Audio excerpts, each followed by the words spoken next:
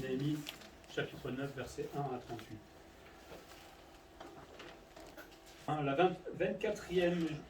Le 24e jour du même mois, les enfants d'Israël s'assemblèrent, revêtus de sacs et couverts de poussière, pour la célébration d'un jeûne. Ceux qui étaient de la race d'Israël, s'étant séparés de tous les étrangers, se présentèrent et confessèrent leurs péchés et les iniquités de leurs pères. Lorsqu'ils furent placés, on lut dans le livre de la loi de l'Éternel leur Dieu pendant un quart de la journée, et pendant un autre quart, ils confessèrent leurs péchés et adorèrent l'Éternel leur Dieu. Josué, Bani, Kadmiel, Shebania, Buni, Shérébia, Bani et Kénéni montèrent sur l'estrade des Lévites et crièrent à haute voix vers l'Éternel leur Dieu. Et les Lévites, Josué, Kadmiel, Bani, Ashabnia, Shérébia, Odija, Shebania et Pétacha dirent: Levez-vous, bénissez l'Éternel votre Dieu d'éternité en éternité. Que l'on bénisse ton nom glorieux, qui est au-dessus de toute bénédiction et de toute louange. C'est toi, Éternel, toi seul qui as fait les cieux des cieux et toutes leurs armées, la terre et tout ce qui est sur elle, les mers et tout ce qu'elles renferment. Tu donnes la vie à toutes ces choses, et l'armée des cieux t'adore. C'est toi, Éternel Dieu, qui as choisi Abraham, qui l'a fait sortir d'Ur en Chaldée et qui lui a donné le nom d'Abraham. Tu trouveras son cœur fidèle devant toi. Tu fis alliance avec lui et tu promis de donner à sa postérité le pays des Cananéens, des Hétiens, des Amoréens, des Phérésiens, des Jébusiens et des Girgasiens. Et tu as tenu ta parole, car tu es juste. Tu vis l'affliction de nos pères en Égypte et tu entendis leurs cris vers la mer Rouge. Tu opéras des miracles et des prodiges contre Pharaon, contre tous ses serviteurs et contre tout le peuple de son pays, parce que tu savais avec quelle méchanceté ils avaient traité nos pères, et tu fis paraître ta gloire comme elle paraît aujourd'hui. Tu fendis la mer devant eux, et ils passèrent à sec au milieu de la mer. Mais tu précipitas dans l'abîme comme une pierre au fond des eaux ceux qui marchaient à leur poursuite. Tu les guidas le jour par une colonne de nuée et la nuit par une colonne de feu qui les éclairait dans le chemin qu'ils avaient à suivre. Tu descendis sur la montagne de Sinaï, tu leur parlas du haut des cieux et tu leur donnas des ordonnances justes, des lois de vérité, des préceptes et des commandements excellents. Tu leur fis connaître ton saint sabbat et tu leur prescrivis par Moïse ton serviteur des commandements, des préceptes et une loi. Tu leur donnas du haut des cieux du pain quand ils avaient faim, et tu fis sortir de l'eau du rocher quand ils avaient soif. Et tu leur dis d'entrer en possession du pays que tu avais juré de leur donner. Et nos pères se livrèrent à l'orgueil et raidirent leurs coups, n'écoutèrent point tes commandements. Ils refusèrent d'obéir et ils mirent en oubli les merveilles que tu as faites en leur faveur. Ils raidirent leurs coups et dans leur rébellion ils se donnèrent un chef pour retourner à leur servitude. Et toi, tu es un Dieu prêt à pardonner, compatissant et miséricordieux, lent à la colère et riche en bonté, et tu ne les abandonnas pas, même quand ils se firent un veau en métal fondu et dirent: Voici ton Dieu qui t'a fait sortir d'Égypte, et qui se livrèrent envers toi à de grands outrages. Dans son immense miséricorde, tu ne les abandonnas pas au désert, et la colonne de nuée ne cessa point de les guider le jour dans leur chemin, et la colonne de feu de les éclairer la nuit dans le chemin qu'ils avaient à suivre. Tu leur donnas ton bon esprit pour les rendre sages. Tu refusas point ta manne à leur bouche, et tu leur fournis de l'eau pour leur soif. Pendant 40 ans, tu pourvus à leur entretien dans le désert, et ils ne manquèrent de rien, leurs vêtements ne s'usèrent point, et leurs pieds ne s'enflèrent point. Tu leur livras des royaumes et des peuples dont tu partageas entre eux les contrées, et ils possédèrent le pays de Sion, roi de Hesbon, et le pays en Dog, roi de Basan. Tu multiplias leurs fils comme les étoiles des cieux, et tu les fis entrer dans le pays dont ils avaient dit à leur père qu'ils prendraient possession. Et leurs fils entrèrent et prirent possession du pays. Tu humilias devant eux les habitants du pays, les Cananéens, et tu les livras entre leurs mains avec leurs rois et les peuples du pays pour qu'ils les traitent à leur gré. Ils devinrent maîtres des villes fortifiées et de terres fertiles. Ils possédèrent des maisons remplies de toutes sortes de biens, des citernes creusées, des vignes, des oliviers et des arbres fruitiers en abondance. Ils mangèrent, ils se rassasièrent, ils s'engraissèrent, et ils vécurent dans les délices par ta grande bonté. Néanmoins, ils se soulevèrent et se révoltèrent contre toi. Ils jetèrent la loi derrière leur dos. Ils tuèrent tes prophètes qui les conjuraient de revenir à toi. Et ils se livrèrent envers toi à de grands outrages. Alors tu les abandonnas entre les mains de leurs ennemis qui les opprimèrent. Mais au temps de leur détresse, ils crièrent à toi, et toi tu les entendis du haut des cieux. Et dans ta grande miséricorde, tu leur donnas des libérateurs qui les sauvèrent de la main de leurs ennemis. Quand les jours du repos, ils recommencèrent à faire le mal devant toi. Alors tu les abandonnas entre les mains de leurs ennemis, qui les dominèrent, mais de nouveau ils crièrent à toi, et toi tu les entendis du haut des cieux, et dans ta grande miséricorde, tu les délivras maintes fois. Tu les conjuras de revenir à toi, et ils persévérèrent dans leur orgueil. Ils n'écoutèrent point tes commandements, ils péchèrent contre tes ordonnances qui font vivre celui qui les met en pratique. Ils eurent une épaule rebelle et raidirent leurs coups et n'obéirent point. Tu les supportas de nombreuses années, tu leur donnas des avertissements par ton esprit, par tes prophètes, et ils ne prêtèrent point l'oreille. Alors tu les livras entre les mains des peuples étrangers. Et dans ta grande miséricorde, tu ne les exterminas pas et tu ne les abandonnas pas, car tu es un Dieu compatissant et miséricordieux. Et maintenant, ô notre Dieu, Dieu grand, puissant et redoutable, toi qui gardes ton alliance et qui exerces la miséricorde, ne regarde pas comme peu de choses toutes les souffrances que nous avons éprouvées, nous, nos rois, nos chefs, nos sacrificateurs, nos prophètes, nos pères et tout le peuple, depuis le temps des rois d'Assyrie jusqu'à ce jour. Tu as été juste dans tout ce qui nous est arrivé, car tu t'es monté fidèle et nous avons fait le mal. Nos rois, nos chefs, nos sacrificateurs et nos pères n'ont point observé ta loi et n'ont été attentifs ni à tes commandements, ni aux avertissements que tu leur adressais. Pendant qu'ils étaient les maîtres au milieu des bienfaits nombreux que tu leur accordais dans le pays vaste et fertile que tu leur avais livré, ils ne t'ont point servi et ne sont point détournés de leurs œuvres mauvaises. Et aujourd'hui, nous voici esclaves. Nous voici esclaves sur la terre que tu as donnée à nos pères, pour qu'ils jouissent de ses fruits et de ses biens. Elle multiplie ses produits pour les rois auxquels tu nous as assujettis à cause de nos péchés. Ils dominent à leur gré sur nos corps et sur notre bétail, et nous sommes dans une grande angoisse. Pour tout cela, nous contractâmes une alliance que nous mîmes par écrit, et nos chefs, nos lévites et nos sacrificateurs y apposèrent leur sceau. J'ai voulu lire tout le texte, déjà, parce que tout à l'heure, quand on parlait de fidélité de Dieu, vous voyez le détail, déjà, mais aussi parce que c'est l'histoire en fait d'Israël qui est résumée là, tout simplement.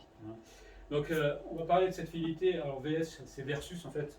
C'est, on pourrait dire, la fidélité de Dieu contre la fidélité de l'homme. J'avais envie d'opposer un peu les deux, voir comment Dieu est tellement fidèle et combien nous, en tant qu'hommes, parce que ce qu'on vient de lire là, l'histoire d'Israël, c'est ma vie. Il y a des hauts, il y a des bas. Alors, peut-être pas au point d'Israël des fois, parce que je ne pense pas qu'on est devenu idolâtre, mais c'est quelque part un peu notre vie. Pour nous souvenir juste du contexte, 70 ans après l'exil, Dieu envoie Néhémie juste pour reconstruire la muraille, Esdras pour construire le temple. Il a subi beaucoup d'opposition, des ruses, mais tout ça, ça n'a pas marché grâce à la fidélité de Dieu. Les travaux sont enfin achevés, le projet de Dieu est enfin accompli. Et on avait vu la dernière fois qu'il y a un réveil spirituel qui s'est accompli, un réveil spirituel qui n'est pas tombé comme ça, mais à cause de la lecture de la parole de Dieu. Et là, ces gens-là ont compris qu'ils avaient fait mal, et ça les a conduits à cette repentance-là, parce que c'est, je ne sais pas si vous imaginez ce peuple qui a péché, et là qui prend conscience du péché et de leur père aussi. Ça fait drôle, d'un seul coup. Et donc là, c'est la vraie repentance qui se passe. On voit premièrement ce que a produit la fidélité de Dieu vis-à-vis d'Israël. Là, on arrive à un aboutissement à cause de la lecture de la parole, mais du souvenir qu'ils ont eu de tout ce qu'ils ont fait. On arrive à ce jeûne et à cette repentance qui est nécessaire. Alors, il y avait les fêtes, on avait vu le tabernacle juste un petit peu avant, et c'est un moment de joie. Donc, les dirigeants avaient demandé d'arrêter de pleurer, mais là, maintenant, c'est fini. Donc, on est 2 jours après, je crois, la fête des tabernacles. Maintenant, on peut vraiment se mettre à pleurer sur nos péchés, et c'est ce qu'on a fait. Et ils ont fait un jeûne le 24e jour du 7e mois, célébration de jour donc après la clôture de la fête des tabernacles. Et donc là, ils peuvent maintenant se mettre à pleurer. Et ils peuvent généralement, quand ils jeûnaient, ils se revêtaient de sacs. Il faudrait qu'on fasse ça un jour, prendre un peu de poussière sur nous. Mais c'est humiliant quelque part. Et c'est ça l'idée du jeûne, et de s'humilier devant Dieu. Parce que des fois, on dit « Ah, je m'humilie devant Dieu. » C'est autre chose dans le cœur. Allez vous mettre de la poussière sur la tête, on va voir tout à l'heure. Vous pouvez les nettoyer après, mais on ne va pas le faire. Mais le cœur, là, est pris par Dieu et face à son péché aussi. Et donc, ce jeûne est provoqué par le réveil spirituel, la prise de conscience collective qu'ils ont de leur péché. Je pense qu'à ce moment-là, ça a dû faire un gros boom dans leur cœur. C'est bizarre que ça ne soit pas arrivé avant. Bon, ils avaient conscience de ce qu'ils ont fait quand même jusqu'à présent, et Dieu les a avertis plus d'une fois. Ben, peut-être que nous, des fois, on prie pour un rêve spirituel, mais c'est à un moment donné que le Seigneur le permettra. Peut-être que notre Église, à un moment, va exploser, et il n'y aura plus de place pour mettre dans cette Église. C'est mon plus grand rêve. Hein. Mais bon. Et ils vont se repentir. Mais pour se repentir, ils vont se séparer, hein, vous avez remarqué au début, des étrangers, parce qu'ils voulaient faire ça entre eux. Peut-être qu'ils voulaient éviter Tobija, vous vous souvenez, un ennemi qui aurait pu venir là et un peu gâcher la fête, mais normalement les Juifs devaient rester ensemble, et surtout quand ils allaient dans le temple. Il y a personne d'autre qui pouvait rentrer là-dedans. Et donc ils se séparent et ils vont faire une longue confession de tous leurs péchés. Je ne sais pas qu'est-ce qu'ils ont raconté toute la journée, parce que c'est quand même un quart d'une journée qu'ils ont dit leurs péchés. Un quart d'une journée, hein, ça fait environ 3 heures. Parce qu'on a pris 3 heures dans notre vie un jour pour dire, bon, je pense que chacun passait le tour de rôle, mais de prendre le temps de vraiment faire le point sur notre vie. Et ils vont rappeler leurs iniquités, mais ils rappellent aussi les iniquités des pères. Il existe chez certains évangéliques, certains qui disent qu'il faut demander pardon pour le péché des pères. Je ne suis pas d'accord avec ça, parce que la Bible, on est tous responsables de nos, pères, de nos péchés. Hein. Mais oui, on peut aussi se souvenir, peut-être, si on a eu un père alcoolique, ça a forcément des conséquences dans notre vie à nous, quelque part. On ne va pas demander pardon pour ses péchés, en plus il est mort. Mais ils vont d'abord lire pendant 3 heures la Bible. 3 heures. Allez, on va lire 3 heures la Bible. Qui est partant? Il n'y a personne qui est partant. Il n'y a pas de doigt levé là. Ah oui. Mais c'est naturel hein, à l'époque, hein, ça se faisait. C'est nous, on est tellement habitués à lire un verset vite fait, on dit j'ai lu la Bible. Ah, c'est pas ça lire la Bible. Il faut prendre le temps de la lire, la méditer. Et à la lecture de cette Bible pendant 3 heures, il y a ces 3 heures aussi de confession de péché qui finalement sortent. Lire la Bible produit forcément quelque chose en nous, si évidemment on la prend au sens littéral, dans le sens où je la laisse faire dans mon cœur. Parce on est très hermétique des fois hein, avec la parole de Dieu. Et donc ils vont faire cette prière de confession et de consécration, hein, les versets 4 à 5. C'est une des plus longues prières qu'il y a dans la Bible en fait, hein, c'est ce que je vous ai dit là, hein, une des plus longues. Et donc cette prière va certainement être dirigée par Esdras, hein, même si ce n'est pas dit. Et 8 Lévites vont se succéder, alors peut-être qu'ils vont prier les uns après les autres, mais ils vont faire cette longue prière. Mais je ne sais pas si vous avez remarqué, cette prière, elle est faite non pas du point de vue de l'homme vers Dieu, mais plutôt du point de vue de Dieu, le regard de Dieu sur le peuple en fait. Hein. C'est parce qu'ils ont pris conscience de leurs péchés qu'ils arrivent à prier de cette manière-là. Souvent, nous on prie, oh Seigneur, de notre point de vue, mais de temps en temps, il faudrait prier en se disant, qu'est-ce que Dieu pense de moi? Ça change complètement, parce que moi je sais ce que je pense de Dieu, ou je sais ce que je pense de moi. Là, on est toujours en règle en fait, hein, tout va bien. Mais si j'essayais de m'imaginer que c'est Dieu qui allait mettre maintenant les paroles enfin, de ma prière selon son regard qu'il a sur moi, ça va plutôt aller dans le sens, faut que je grandisse, faut que je change, faut que j'apprenne à peut-être plus étudier la Bible, etc. Et là, ça change complètement en fait le point de vue. Hein. Et c'est ça que je trouve formidable dans cette prière-là. C'est la vision du peuple et ses actions, mais du point de vue de Dieu. Et donc dans cette prière, ils vont confesser leurs péchés. Et, vous avez vu l'histoire d'Israël, péché, péché, péché, péché, péché. Hop, un petit élan, et péché, péché, péché. Tout le temps, constamment. Et Dieu est resté fidèle. Alors si vous avez un doute vis-à-vis de vous un jour, parce que de temps en temps on chute, relisez. Hein. Dieu, il faut quand même y aller pour se dire un moment, et même il ne pourra pas se renier, on l'a dit, donc on peut continuer. Bon, à un moment, il va quand même le punir, hein, parce qu'on verra ça plus tard, mais Dieu est fidèle, mais dans cette fidélité, il agit aussi parfois. Et ils vont confesser les péchés du peuple, mais durant toute leur histoire. Ils ont conscience de ce qu'ils ont fait à ce Dieu fidèle et plein de miséricorde. Ça rappelle les attributs de Dieu. Hein. Ils rappellent les attributs de Dieu qu'ils appellent à bénir le Dieu éternel, ce nom glorieux au-dessus de toute bénédiction. Je ne sais pas s'ils disaient ça quand ils avaient le veau d'or devant eux. Mais là, à cause de cette prise de conscience, de ce réveil spirituel, maintenant, Dieu redevient glorieux. Et c'est lui qu'il faut célébrer. Le Dieu créateur, comme ils disent, qui a fait les cieux des cieux et leurs armées. Et tout cela bénit et glorifie l'Éternel. J'aimerais bien entendre les étoiles glorifier l'Éternel. Je ne sais pas comment elles font. Je ne pense pas qu'elles parlent. Mais l'idée est là, c'est tellement beau. Quand vous regardez le ciel en été, c'est la gloire de l'Éternel. Et on voit qu'à peine une petite partie. C'est fou, quoi. Le Dieu qui a fait la terre, la mer, leur contenu. Vous voyez que dans la prière, c'est bien de mettre du détail aussi des fois. Hein, c'est pour ça que je parlais de pain, fromage tout à l'heure. Mais c'est bien, j'exagère peut-être, mais le détail. Les hommes, il a créé les hommes, il a créé les animaux, la végétation, il a créé le monde. C'est bien de regarder autour de nous tout ce que Dieu a fait en fait, hein, et pas simplement de se concentrer sur nous. C'est Dieu qui donne aussi la vie, et toute la nature se prosterne devant le Créateur.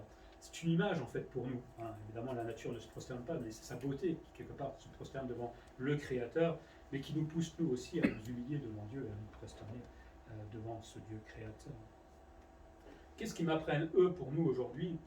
Ben, c'est bien de s'arrêter de temps en temps de courir. On aime courir, bon, on va dire, on n'a pas trop le choix, hein, parce que si vous pouviez être en vacances tout le temps, je crois que je serais le premier à le faire, hein, on est bien d'accord. Mais il faut s'arrêter de temps en temps de courir pour revenir à l'essentiel.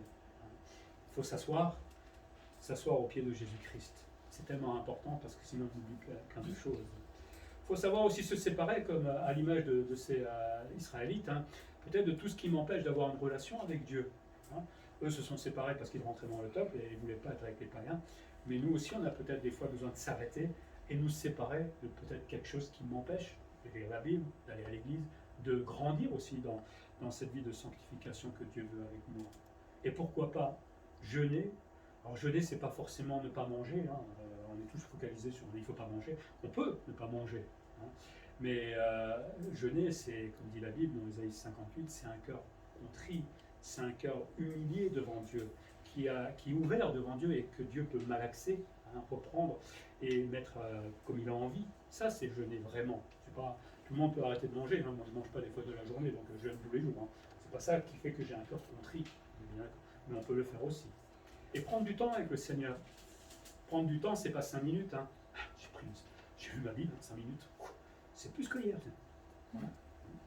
Prendre du temps, c'est plus que ça. Parce qu'il faut s'asseoir, il faut oublier un petit peu toutes nos pensées. Hein. Je dois faire des cours, je dois faire ci, je dois faire ça. Hein. Oublier les soucis du boulot, ouvrir la Bible, pourquoi pas prier avant, prendre du temps dans la prière, confesser peut-être ses péchés, le manque de temps, etc. Puis prendre le temps d'étudier la Bible. Il faut du temps pour ces choses-là. On a le temps devant la télé, hein, pour l'émission, ça dure des fois 2 heures. On a le temps pour faire ces choses-là. Pourquoi on n'a pas le temps pour le faire pour le Seigneur? Mais ça fait du bien, en fait. Vous en sortirez beaucoup plus heureux, à mon avis, que devant une émission de Sarah Lévy ou je sais pas quoi. Alors, je sais pas si je vous en parle, mais on a beaucoup de choses à confesser à Dieu, tout le monde. Et c'est bien de le faire de temps en temps, plutôt de se dire, ah, je verrai. Mais d'un coup, on se retrouve devant Dieu. Là. C'est trop tard. On a beaucoup de choses à confesser. Le réveil spirituel, on a vu que ça passe par la lecture de la parole de Dieu et surtout la rendre vivante dans notre cœur. Mais quand elle devient vivante dans notre cœur, forcément ça produit la confession et ça produit aussi l'humiliation et ça produit l'envie de changer d'attitude. C'est ça un réveil spirituel. C'est pas simplement qu'on soit plus nombreux, c'est que ça change mon cœur et ça me donne un nouveau zèle tout simplement pour le Seigneur. Et quand on est débarrassé de tous ces poids qui nous embêtent en fait, je suis comme une gazelle, je m'envole tranquillement. Et ça va beaucoup mieux dans ma vie. Deuxième chose, c'est cette histoire de la fidélité de Dieu et de l'infidélité d'Israël qui est mise là en contraste, mais du point de vue de Dieu. On voit versets 6 à 8, la fidélité dans l'alliance avec Abraham. Il reprend depuis le départ, en fait, c'est dans la prière. Dieu avait appelé à l'époque Abraham, du pays dur, il ne connaissait pas Dieu, Dieu l'a appelé et lui a demandé de partir de chez lui. Et Abraham a dit non. Non, il a dit oui. Si demain on vous propose que Dieu vous appelle et vous dit écoutez, voilà, je vous propose de déménager demain, voilà, faites vos bagages, hein, et on va aller dans un pays peut-être qui ne vous plaît pas, mais voilà, il faut me suivre. Oh, vous regardez bizarre. On vendra la maison, c'est pas grave, hein, ça se vend les maisons, hein. Est-ce qu'on est prêt à le faire? C'est ce qu'Abraham a fait. Abraham n'avait pas la connaissance de Dieu que nous avons. Il a eu quelques contacts avec Dieu. Et par sa foi, il a été justifié, évidemment, mais il a suivi Dieu. C'est extraordinaire quand on y réfléchit un petit peu. Bon, après, Dieu lui a parlé aussi, c'est vrai. Moi, Dieu ne m'a jamais parlé directement. Mais c'est pas parce que Dieu parle des fois qu'on va l'écouter. Hein. Mais à cause de tout cela, il a fait une alliance avec lui. Dieu lui a promis un peuple qui va tout doucement grandir d'abord en esclavage en Égypte et qui finalement va sortir et s'installer ensuite en Israël et qui est devenu nombreux. Hein. Dieu a aussi promis un pays, ce pays promis. Quand les Juifs sont sortis de l'Égypte, hein, quand ils sont arrivés devant le pays promis hein, à Abraham, etc., qu'est-ce qu'ils ont fait? Ben non, on était mieux en Égypte, hein, on veut retourner devenir esclaves parce qu'on a peur des géants qui sont là. Ils sont terribles quand même, hein, ces gens-là. Enfin bon, peut-être pas mieux, hein. Mais Dieu, c'est ce qu'il veut dire là, a tenu sa parole. Il a promis à Abraham, il a accompli ses promesses. Et il y a encore des accomplissements pour Israël, parce que la terre promise, elle n'est pas finie. Ils n'ont pas conquis tout. Elle sera totalement conquise quand Jésus reviendra, en fait. Il n'y a qu'une partie qui a été conquise. Que normalement, si vous pouvez imaginer, normalement, le peuple, enfin, le territoire d'Israël, ça va jusqu'à Babylone, je ne sais pas si vous voyez où c'est, en Irak. Et ça redescend et ça va de nouveau jusqu'en Israël. C'est beaucoup plus grand que ça, normalement. On avait vu ça en eschatologie.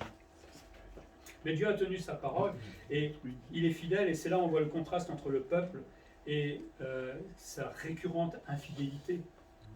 La leçon pour moi, je tire des fois des petites leçons chaque fois, Dieu reste fidèle quels que soient mes comportements, et cela jusqu'à son retour. Ça ne signifie pas que je peux me comporter n'importe comment, on est bien d'accord, mais quoi qu'il m'arrive dans ma vie, il ne faut pas que je me dise à un moment, mais Dieu ne va plus être fidèle, Dieu ne va plus m'aider, parce que j'ai failli dans tel ou tel domaine. Ça devrait me conduire à la repentance plutôt, et à changer d'attitude. Fidélité de Dieu de la sortie d'Égypte jusqu'en terre promise. Là, on est du verset 9 jusqu'au verset 25. Alors, les choses ne sont pas vraiment chronologiques, hein. Des fois, il y a des petits renvois.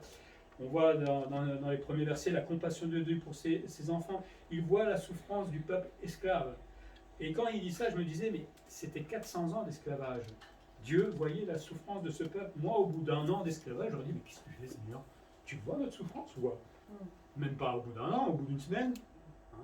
Donc, la leçon pour nous, quelque part, c'est que peut-être Dieu nous permet des situations difficiles qui durent, mais Dieu sait, voit, entend, compatit. Mais il a son plan. Et heureusement, peut-être que ça a duré 400 ans, parce qu'il fallait que le peuple grandisse, sinon il n'aurait pas pu grandir. Et il serait arrivé en terre promise avec deux pelés et 3 tondus, et ils n'auraient pas pu envahir finalement Israël. Ils étaient près de 2 millions quand ils sont sortis, un truc, peut-être je me trompe. Et voilà, il y a le plan de Dieu. Après, il y a d'autres raisons qu'il ne nous a pas révélées. Hein. Mais Dieu se soucie de nos problèmes, et quand je dis « tu ne comprends pas », je mens, tout simplement. Il sait que je souffre. Et ça nous console. Hein. Dieu a délivré son peuple, il a fait des miracles, des prodiges contre Pharaon, et Pharaon c'était pas n'importe qui. Dieu a fait paraître sa gloire. Je sais pas, vous avez déjà eu, vous étiez à la mer, d'un coup, à la mer Méditerranée, hein, d'un coup elle s'ouvre devant vous, et vous pouvez pas traverser à sec. Puis 2 mois plus tard, Dieu, allez, on va se faire un petit veau d'or parce que ce Dieu-là, il n'arrive pas grand-chose. Hein. Moi, le jour où je vois la mer qui s'ouvre en deux, je tombe dans les pommes. Hein. On va m'amener aux urgences, mais ça restera gravé dans ma mémoire toute la vie. C'est pas possible qu'on oublie. Puis vous êtes là, en plein milieu de la mer, vous voyez les poissons qui sont rompus, ça va être rigolo ça. La baleine qui est là, un requin qui veut vous manger. Mais ça vous marque dans votre vie, non? Comment on peut oublier ça? Et très vite en plus, c'est ça ce qui est terrible. Le veau d'or, c'est juste après. Hein. Juste après, allez, on se fait un veau et aide-nous. Mais il ne peut rien. Ils sont terribles quand même. Dieu a fait paraître sa gloire par la mer Rouge, par les morts des ennemis, par sa protection. Et comme dans le contexte de Néhémie, il y a eu plein de problèmes, etc. Mais Dieu était avec eux malgré tous les ennemis. Hein. Pour nous, Dieu voit notre souffrance, on l'a dit, et lui agit déjà en conséquence. Hein. Moi, je souffre là, mais lui, il a déjà réglé le problème là. C'est juste qu'il faut que j'ai la foi dans ce Dieu fidèle. Et un jour, on y arrivera. Vous savez, le temps, il tourne. Donc, à un moment, on y arrive quand même. Hein. C'est long, je sais, parfois. C'est compliqué. Mais plus ça va durer, plus on va arrêter de pleurnicher, de se battre. Hein. Je parle de moi, là, contre Dieu. Moi, je sais. Et à un moment, qu'est-ce que vous voulez faire? Il faut attendre, hein, tout simplement. On va lui faire confiance. On n'a pas le choix. Parce que se battre contre lui, ça ne sert à rien. Et il va gagner de maison en bout. Hein. Donc, à moins que vous arriviez à gagner contre Dieu, moi, j'y arrive pas. Mais Dieu voit ma souffrance. Et ça, c'est formidable.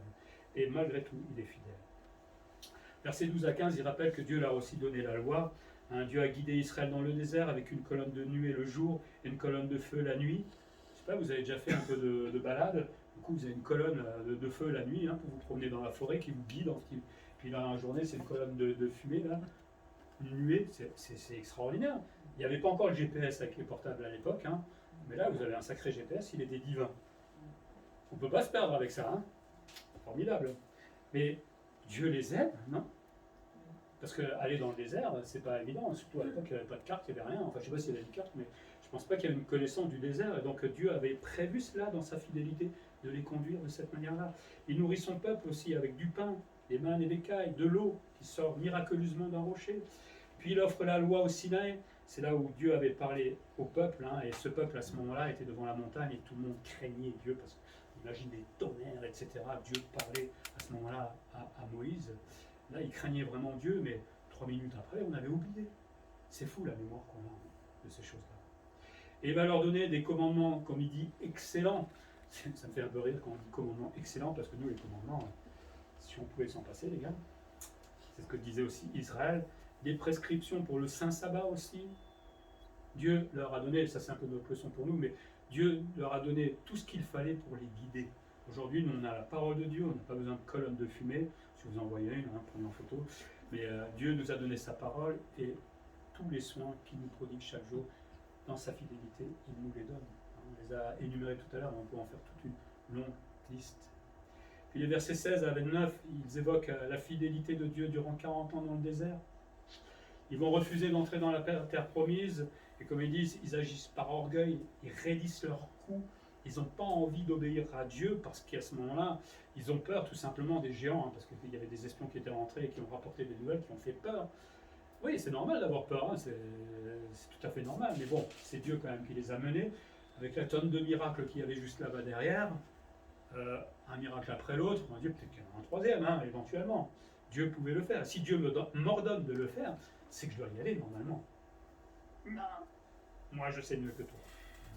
Ils vont même se donner un chef, hein, nous dit Nombre 14,4, pour retourner en Égypte. On ne veut pas aller dans la terre promise où coule le lait et le miel, on préfère retourner esclave. C'est bizarre ces gens-là. Non, on ne va peut-être pas les taper dessus parce que nous-mêmes, des fois, on sait qu'il y a du lait et du miel dans l'obéissance de Dieu. Pourtant, on est prêt quand même à les retourner peut-être dans notre péché ou dans notre désobéissance parce que c'est tellement plus simple. Voilà. On est comme ça, hélas. C'est les hommes. Et peut-être nous, hein, la leçon qu'on peut tirer, c'est que nous savons obéir jusqu'au moment où il y a des géants dans notre vie, des choses trop grandes ou difficiles à gérer dans notre vie, et là, on s'effondre et on retourne en arrière parce qu'on se dit, ouh, ça c'est pas pour moi. Hein. Mais si Dieu m'a placé ces géants devant moi, il est en train de me dire, tu peux, vas-y. Et nous on dit, non, j'ai pas envie, fatigué. Voilà, mais tu peux, et Dieu, quand il dit tu peux, on est méchant avec lui, hein, parce qu'on dit tu n'es pas fidèle avec moi quand on refuse cela. Je peux, et si Dieu le permet, c'est que je peux traverser ces géants et me battre contre eux. Et versets 18 à 19, il parle du veau d'or. Hein. Vous vous souvenez, comme Moïse ne revenait pas, il recevait les commandements, il commence à s'impatienter, il se posait des questions, et puis ils vont se faire ce veau d'or, notre Dieu. Hein. C'est lui qui vient d'ouvrir la mer Rouge là. Non, c'est lui qui nous a délivrés des Égyptiens. C'est pas lui, hein. Mais je ne sais pas si on ne peut pas imaginer cette statue, l'affront qu'elle faisait au Dieu Tout-Puissant. Dieu, des fois, hein, il doit pleurer, je ne sais pas comment il fait pour gérer sa colère, à mon avis, là-haut, quand il voit ce que fait des fois l'homme. Pourtant, Dieu reste fidèle, ils disent dans la prière, il est plein de miséricorde, il pardonne, il reste lent à la colère. Quelle chance on a d'avoir un Dieu comme cela. Pour nous, attention à nos impatiences peut-être. Oh, on ne va pas se faire un veau d'or parce qu'on le sait, toutes ces choses-là, mais il y a d'autres formes d'idoles.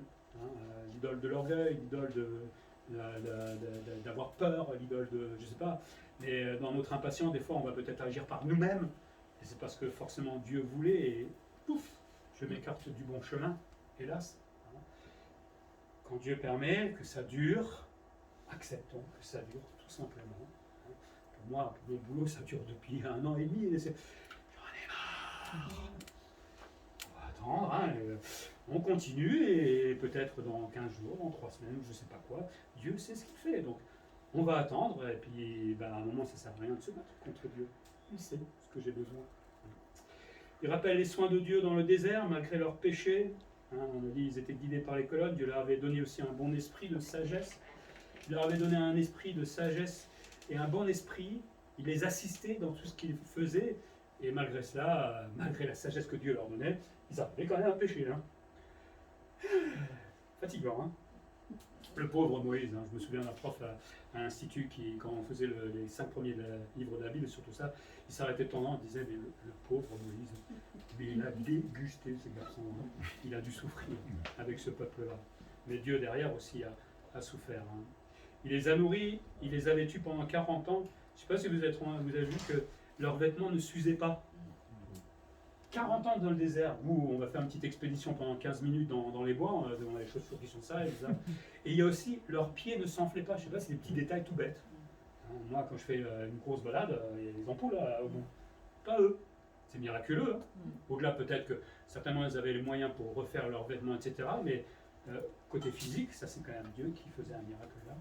En même temps, 40 ans dans le désert. Hein. Pour nous, Dieu reste fidèle, même dans les petites choses de notre quotidien. Hein. Ces pieds qui n'enflent pas, ça paraît un petit détail, mais dans notre vie, dans le détail du pain et du fromage de tout à l'heure, je l'ai et je peux en consommer comme je veux.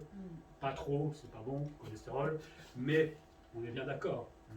Ces petits détails de notre vie, il faut de temps en temps s'arrêter et les observer. Entrez et regardez votre frigo tout à l'heure. Peut-être qu'il est vide pour certains, vous avez oublié de faire les courses, mais ça, c'est les petites choses que Dieu me donne. Et disons merci pour ça. Un bon coca. Merci Seigneur. Ah oui, mais c'est bête. On aime bien dire, ah merci pour la ciel, la terre et tout. Mais non, j'ai ces choses-là. Il y a des gens qui n'ont pas ces choses-là. Qui n'ont même pas de l'eau peut-être pour la journée, hein, dans certains pays. Merci Seigneur pour cela. Rappelle aussi de la conquête de la terre promise, hein, les versets 22 à 25. Hein, donc ils vont quand même à un moment, au bout de 40 ans, conquérir cette terre promise à Abraham. Et ils vont avoir des grandes victoires sur leurs ennemis. Et le peuple va se multiplier comme les étoiles des cieux, parce que maintenant ils sont installés. Dieu bénit ainsi son peuple. Ils vont devenir maîtres des villes fortifiées. Ils vont avoir des terres fertiles, des arbres fruitiers. Ce fameux pays où coule le lait et le miel. Hein.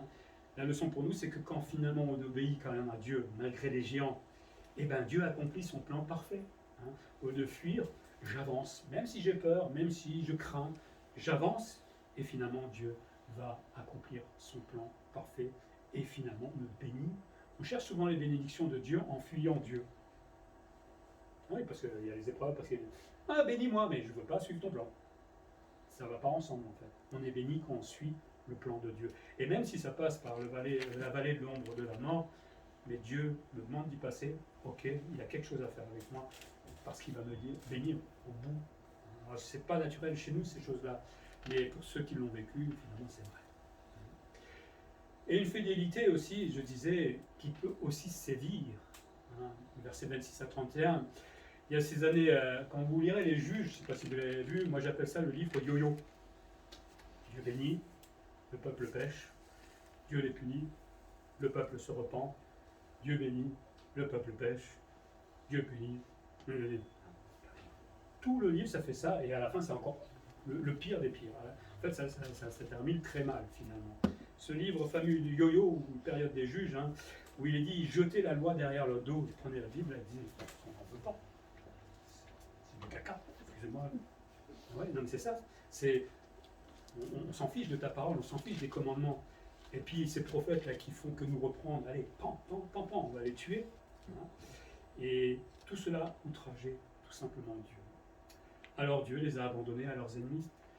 Ils ne devaient pas être surpris parce que dans Deutéronome, c'est dit que si vous péchez, j'envoie un peuple étranger pour vous punir.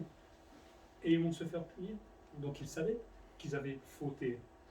Mais chaque fois, ils criaient à Dieu. Ah là là là. Et puis Dieu leur donne un nouveau libérateur, hein, des Gédéons et d'autres personnes comme ça. Mais sitôt délivrés, hop, on retourne à nos habitudes, à notre péché. C'est un peu comme le dimanche matin, finalement.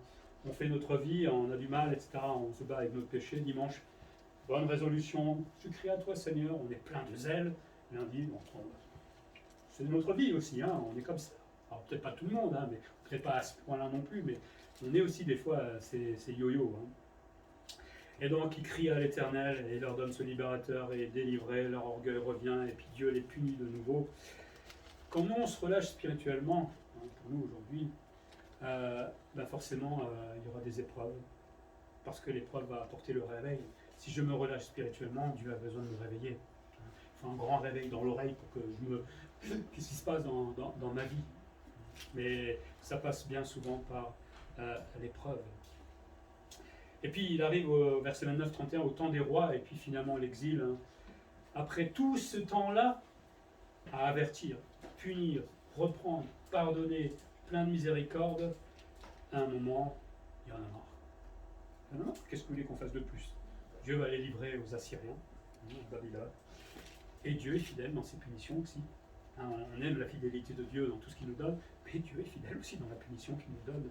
Et quand il avertit plus d'une fois, ah bon, je suis fidèle, je vais te punir, je vais te reprendre, mais là par contre ça va être sévère cette fois. Et il a fallu passer par cela pour que enfin ils prennent vraiment conscience de leur état. Pour nous aujourd'hui, ne jouons pas avec la miséricorde de Dieu. On sait qu'il nous pardonne, il sait qu'il est plein de miséricorde, on sait qu'il est patient, mais à un moment, stop. Si on ne veut pas grandir, si on veut rester dans notre état tout le temps spirituel, ben à un moment Dieu va donner un grand coup de pied dans la fourmilière et il va nous envoyer quelque chose de terrible pour qu'on se réveille tout simplement et qu'on crie à lui, qu'on prenne conscience de notre paresse, de nos péchés, etc. Il est préférable d'avancer tout doucement, d'accepter par la foi des fois des choses plutôt que de se faire bien réveiller à un moment par le Seigneur, parce que eux, ça a été un exil de 70 ans. C'est toute une génération qui va mourir. C'est des enfants qui vont se retrouver dans un pays complètement inconnu, peut-être en esclavage, etc. Il y aura des centaines, des milliers de morts, j'imagine, quand ils ont conquis. C'est un carnage sans nom. Dieu est fidèle dans sa punition aussi. Et quelle que soit la terrible punition qu'il inflige. Dieu reprend, mais il peut reprendre très sévèrement aussi. N'oublions jamais ça, et le fera aussi avec nous. Donc dans cette deuxième partie, le réveil spirituel passe par la repentance obligatoirement. C'est pas parce que j'ai la Bible que je me réveille d'un coup spirituellement. Si je veux pas demander pardon au Seigneur, si je veux pas confesser mon péché, alors ça ne marche pas. Mais là, Israël l'a fait à ce moment-là et il a vraiment repris toute l'histoire pour ça. Et la troisième chose, ils vont finalement, après avoir pris conscience, demander pardon de leurs péchés, ils vont faire une alliance avec Dieu, ce Dieu fidèle, versets 22 à 38. Ils reconnaissent leurs péchés, reconnaissent que Dieu est grand, puissant et redoutable, lui qui garde son alliance, alors que nous, on ne la garde pas. C'est pour ça qu'il y a vraiment là tout le temps un contraste entre les deux. Et il leur demande à ce moment-là de voir leur souffrance, parce que là, ils étaient embêtés par les ennemis et tout ça quand ils reconstruisaient Jérusalem. Et là, il leur demande de voir leur souffrance quand même, en reconnaissant, et ça c'est extraordinaire ce qu'ils font là quand même, ils reconnaissent que tout ce qu'ils ont subi, ils le méritaient. Quand on arrive vraiment à ce point-là, c'est qu'on est vraiment repentant. Si on dit qu'on ne méritait pas, c'est qu'il y a quelque chose qui ne va pas. Dieu ne fait pas des choses parce qu'on ne les mérite pas. Mais ils ont reconnu qu'ils ont vraiment fait mal vis-à-vis de Dieu. Ils reconnaissent que Dieu est fidèle, tandis que eux, le peuple, a fait que le mal, en n'appliquant pas la loi, en désobéissant, etc. C'est bien de le reconnaître à un moment. Mais sincèrement, pas juste pour le faire gentiment. Malgré les bénédictions en terre promise, ils n'avaient pas servi leur libérateur, et reconnaissent cela à ce moment-là. Ça fait du bien à un moment de s'arrêter dans notre vie, peut-être de chrétien, et de se dire, on va vraiment faire le point aujourd'hui vis-à-vis de ma relation avec Dieu. Je pense qu'on tous, on aura des choses à dire, à mon avis. Je ne suis jamais là où Dieu veut que je sois. Mais demandons-lui pardon, tout simplement. Reconnaissons peut-être nos fautes, avec évidemment, reconnaître la faute, c'est de changer évidemment d'attitude. Et ils disent, et maintenant, voilà le résultat de notre péché, 70 ans d'exil, et pour certains qui se retrouvent là à Jérusalem avec toutes les difficultés à reconstruire la muraille, le temple, ils disent, nous voici esclaves, eux qui ont été sortis de l'esclavage, qui voulaient être esclaves, Dieu les avait rendus libres dans la terre promise, et ils ont préféré retourner en esclavage. Là, ils ne voulaient pas forcément, mais finalement, c'était le but, à cause de leur péché. Les rois les ont assujettis à cause de leur péché. Eux qui avaient un vaste pays autrefois se retrouvent dans un tout petit territoire, Jérusalem, encerclé, vous vous souvenez, par tous les ennemis. Contraste entre celui qui obéit et celui qui désobéit à Dieu. Ils sont totalement dominés par leurs ennemis, tant sur le corps, le bétail, et tout ça, le fait d'avoir l'ennemi juste à côté, ça leur provoque une grosse angoisse. Oui, mais les gars, c'est vous qui l'avez voulu.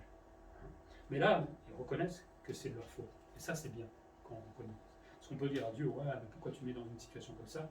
Si je reconnais mes péchés, alors à ce moment-là, tout devient cohérent, on va dire, et on comprend ce que Dieu a fait. Et ils vont faire une alliance avec Dieu, verset 38, contractent une alliance par écrit, c'est sérieux, avec un sceau des chefs, des lévites, sacrificateurs. Ils disent, au moment, on veut vraiment changer d'attitude. Je ne sais pas si on le verra, mais si vous avez l'occasion, c'est dans le chapitre 10, hein, on voit le détail en fait de cette alliance.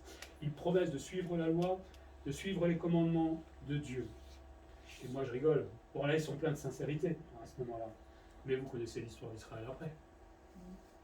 On repart de tout belle avec les Maccabées et tout ça. Et c'est encore pire, j'ai envie de dire, à ce moment-là.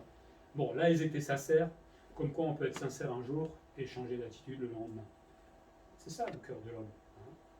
Mais là, on va rester sur leur sincérité, on va être gentil avec eux, mais ils vont tomber évidemment dans le péché. Et finalement, le pire, des années plus tard, quand le Messie viendra, ils vont le crucifier. On aurait dû leur rappeler leur alliance. C'est là où ils ont fait le pire. C'est terrible. Pour nous, hein, la vraie repentance, ça passe pas par des mots. Hein. Oh Seigneur, pardon pour mon péché, pardon pour... Amen. Je me suis repenti. Finalement, c'est pas comme ça que le cœur est brisé. Hein. Ça fait mal quand on a un cœur brisé.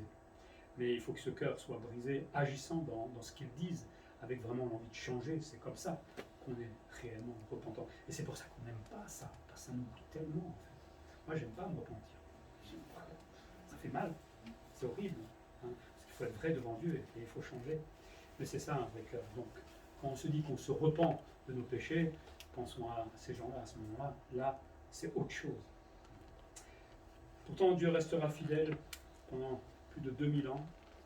Et en 1948, tout doucement, il est en train de les reconduire dans leur pays en attendant que Jésus revienne et qu'une partie seulement d'Israël l'accepte enfin comme leur Messie. 2000 ans encore. Alors, on ne sait pas combien de temps ça va durer jusqu'à ce que Jésus revienne. Dieu est fidèle, non? Il y a presque 3000, 4000 ans là, de la fidélité de Dieu pour un peuple qui dit toujours non. En pourcentage, je pense qu'il y a 1% où ils ont été obéissants sur l'ensemble de l'histoire. Comme ça, grosso modo, 1-2%, parce qu'on va faire large, vous imaginez. Et quand moi j'ai peur que Dieu ne me pardonne pas pour mon petit péché, enfin mon petit péché, il n'y a pas de petit péché, Dieu est fidèle, non? Il me pardonnera, je crois, non? Pour conclure, il faut savoir s'arrêter, comme on l'a dit, pour regarder en arrière et considérer la fidélité de Dieu. Peut-être pas forcément que dans le domaine de nos péchés, mais dans le domaine de tout ce qu'il nous a donné, protégé, gardé. Ça fait du bien de remplir notre cœur de ces images-là et de ces vérités aussi, plutôt que pleurnicher. Hein. Quand vous avez une épreuve devant vous, plutôt que de regarder l'épreuve, là, ah, quelle horreur, je vais pleurer, etc. Non, Dieu m'avait aidé la dernière fois, il m'a fait du bien. Bon, ça a duré un moment, mais finalement c'était bénéfique pour moi. Il m'a donné l'argent que j'avais besoin, j'ai eu le travail que j'ai. Bon, petite épreuve, rien du tout à ce moment-là. Tellement simple à faire du théâtre comme ça. Mais c'est ça que le Seigneur nous demande, de nous souvenir de sa fidélité. Mais ça booste à ce moment-là notre vie hein, et notre combat. À l'instar d'Israël, il est bon de reconnaître nos péchés, nos manquements et nos paresses. Vous savez, quand on a un temps avec le Seigneur, normalement ça se fait tous les jours. Bon, je ne pense pas qu'on pêche forcément tous les jours, mais on ne fait pas tout ce qu'on fait ou tout ce qu'on dit. Et nos pensées, des fois, je me reprends des jours après, on me dit mais qu'est-ce que j'ai pensé à ce moment-là? C'était pas bien ce que j'ai pensé là. Sur le moment, on ne fait pas attention à ça. Donc c'est bien tous les jours, pendant notre petit temps avec le Seigneur, de faire ce qu'ont fait ces gens-là à ce moment-là, de se repentir, de reconnaître notre péché, de demander pardon pour nos manquements, pour notre paresse. Et ça fait du bien finalement. Et le Seigneur nous le demande. Hein. Ça permet de contempler hein, la fidélité de Dieu. Pas, parce que souvent, la fidélité de Dieu, c'est lui-même, contempler, admirer. Hein. Quand vous êtes devant un tableau, un beau tableau, quand vous le contemplez, ah c'est beau. C'est pas comme ça qu'on contemple. On regarde les détails, on regarde les couleurs, on regarde le cadre, on regarde le prix, on s'en va à ce moment-là. Mais il n'y a pas de prix sur la fidélité de Dieu. Il faut la contempler dans le détail. Et la contempler aussi dans le détail, dans le sens d'un contraste avec notre infidélité. Terrible notre infidélité par rapport à la fidélité de Dieu. Mais Dieu sait, et Dieu nous pardonne. Mais ce qu'il veut, c'est évidemment qu'on change. La vraie repentance conduit à la joie. Il faut le faire pour le comprendre. Si j'avance et je traîne mes pieds dans la vie chrétienne, c'est souvent parce que je ne suis pas passé par ces moments de repentance. Alors, il y a eu le moment de repentance lors de mon salut, où j'ai reçu le salut, ça c'est une chose. Là, je pense qu'il a été sincère, en tout cas je le souhaite. Mais dans ma vie de chrétien, si je traîne, si je boite, c'est peut-être qu'il y a des boulets derrière. Il faut aller demander pardon au Seigneur pour ces boulets. Et quand on n'a plus toutes ces choses-là qui sont enlevées de nous, on est heureux. Qu'est-ce que vous voulez? on est heureux puisque on ne culpabilise pas, parce qu'on ne pense pas, etc. On est heureux. Et tout ça, ça nous conduit à adorer notre Dieu qui est si fidèle. Que le Seigneur nous apprenne à contempler sa fidélité, à accepter cette fidélité dans notre vie, même si c'est pour nous reprendre. Mais en tout cas, ce qui est sûr, c'est qu'il arrivera au bout de son plan, malgré nos regards, malgré nos peurs. Et c'est ça qui compte le plus, c'est que Dieu accomplira, parce qu'il est fidèle, son plan. Prions.